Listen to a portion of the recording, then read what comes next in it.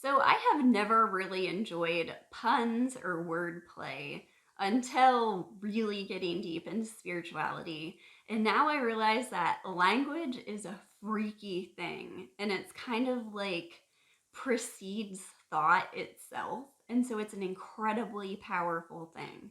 So I really encourage you, if there's a word you hear that just sort of lights something up in you, look up, just Google the word roots.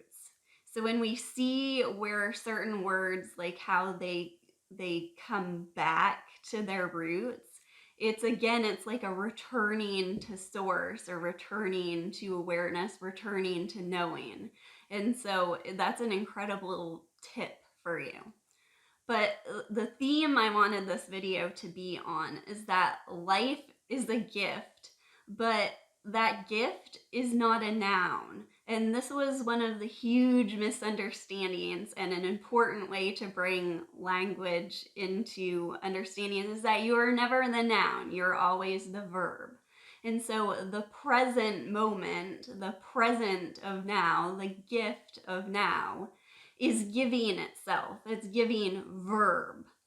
And present comes from Latin pre or pre, and then es, which means to be, or like the as essence of something. And so it's when we grab on to something behind it, we grab on to the gift itself, that it loses its beauty and its sheer amazingness. And having an awakening is kind of like this kind of coming through and hitting you. And it happens more and more, and you sort of integrate it and see it in your everyday life. But those moments when it takes us kind of by surprise are amazing moments. We all like to speak of them. And recently, it's felt like life is falling apart, like with the election and the coronavirus coming to my area. My kids came down with something, and I had to go out shopping last minute. And when I went to the store, it was obvious that a lot of people were not wearing masks as a way to protest it. And it was just such chaos. And I'm just observing all of this. And I go out to my car in like cold rain, and I'm putting my groceries in the car, and it's dark. And I just like the feeling of the rain on my neck, it just this kind of bliss entered in. And those moments of just being aware of the gift without the mind, like of all the complaints my mind could have had in that moment, it's just this sheer like surge of aliveness that runs through you.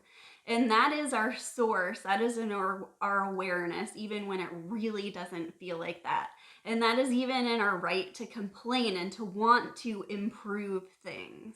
And so when we want to improve things, here's another word play. This is improv. It's improvising. We're improving all the time. And so you have this like complete freedom to change things because there's nothing that's owned and there's no real character being played here. And I had this really kind of beautiful, cute example of this come in. My daughter was watching a Doc McStuffins episode. And so Doc McStuffins, she takes care of 6 stuffed animals. And so there was the 6th snowman, and he was very, very upset and worried about himself. And one of the other characters mentioned that she should check his reflex and check his knees. And she says, he doesn't have any knees. And so the snowman's like, I don't have knees. And he's just horrified. And she's like, relax, you never had knees. And that's what it's like when we realize that this life that we seem to think is ours, that we seem to think we own, is not really there. It's hilarious relief. We've grabbed onto something that was never there in the first place. And the Jesus's parable of the talents came to mind too, because he spoke this story and talked about this king who leaves for a while. And so he leaves his servants in charge and gives them various talents. And so 2 of his servants take the talents that he gave them and they put them to work, and they give him double the amount that he gave them in the first place. And the talents were never the servants actually to own. They were always the masters, the king in charge. And so they put them to work and gave him back more. And when he came back, he said, well done. And so here's more for you to be in charge of. But one of his servants said, I know you are a hard master. And so I took them and I buried them and I kept them safe. And he was really angry and he said, you should have at least put them somewhere where they could have gained interest. And that's what we do. And that's the value of letting go of survival and seeing that this is a gift, a verb, giving, that we cannot lose. And that was kind of like the theme or what I was trying to get at or embody in my coming out video, is that like my idea of my reputation or the things I'm afraid of are really preventing me from sharing this thing that has transformed my life and has just enlightened and enlivened my life and like given me new life in such a way.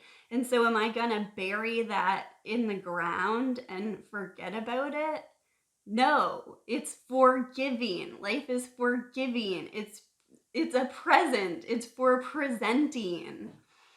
And improving things is an improvisation. And to actualize something is actually, it's an act. And Rupert Spira has this amazing analogy of the screen and how we're not the characters, we're not the appearance the screen is taking on, but the screen is unchanged and it's always unharmed. And to add to that analogy, I would say that, the screen is a noun. Like we imagine that in that analogy that it's a noun. And we imagine that we are the character. That's the noun that we really imagine we are. But we are the author of the story, the author of the movie, and not even the author itself, but the act of it being authored. The presentation is what we are. And in the search for truth, this is like the verb, the search for truth. So we imagine that truth is something that we're wanting to know, we're wanting to find, we want the end of the search.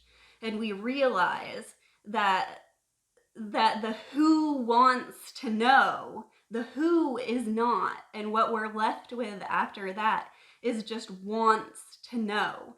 And that desire to know, when we really see the actuality in the present of what that is, turns out to be love itself, which is neither noun nor verb.